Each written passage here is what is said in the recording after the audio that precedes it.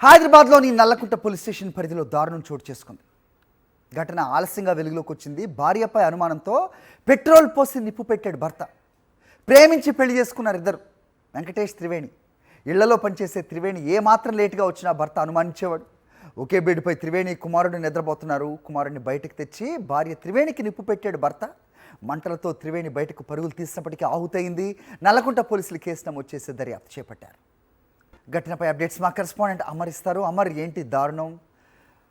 నిజంగా దారుణాలు ఎక్కువైపోతున్న పరిస్థితి మనం సిటీలో చూస్తూ ఉన్నాం. సో ప్రస్తుతం భార్యపై పెట్రోల్ పోసి భర్త నిప్పంటించిన ఘటన నిజంగా ఆలస్యంగా వెలుగులోకి వచ్చిందని చెప్తున్నారు.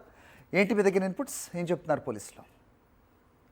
మరి నల్లకుంట పోలీస్ స్టేషన్ పరిధిలో దారుణ ఘటన వెలుగులోకి వచ్చింది. ఇది గత 2 రోజుల క్రితం జరిగింది. భార్యపై అనుమానంతో ప్రేమించి పెళ్లి చేసుకున్నటువంటి భర్తే పెట్రోల్ పోసి నిప్పట్టించాడు. ఈ ఘటన 2 రోజుల క్రితం జరగగా వెంటనే పోలీసులకు సమాచారం అందడం, పోలీసులు ఘటనా స్థలానికి చేరుకోవడం, అంతలోపే త్రివేణి కూడా పూర్తిగా కాలిపోయిన పరిస్థితి. అయితే ఇళ్లలో పనిచేసినటువంటి త్రివేణి ఆలస్యంగా ఇంటికి వస్తుందన్న అనుమానం భర్త వెంకటేష్ పెట్టుకున్నాడు. దీంతో భర్త వెంకటేష్ దీనికి సంబంధించి బాగా ఆలోచించడం, ఆ తర్వాత గొడవలు కూడా జరిగాయి. త్రివేణికి వెంకటేష్ మధ్య గొడవలు జరగడం చాలా సార్లు కూడా పెద్ద మనుషుల దృష్టి కూడా తీసుకెళ్లడం జరిగింది. అయితే గత 2 రోజుల క్రితం రాత్రి సమయంలో ఒకే బెడ్పై కుమారుడితో సహా నిద్రిస్తున్నారు. ఈ క్రమంలోనే చిన్నారిని బయట నిలబెట్టాడు. త్రివేణి ఒంటిపై తలుపులు వేసి పెట్రోల్ పోసి కూడా నిప్పట్టించి అక్కడి నుంచి పరారైపోయి వెళ్ళిపోయిన పరిస్థితి. అయితే మంటలకు చిన్న కుమార్తె లేచి బయటికి పరుగులు తీసింది. దీంతో స్థానికులు కూడా అరుపులు విని ఒక్కసారిగా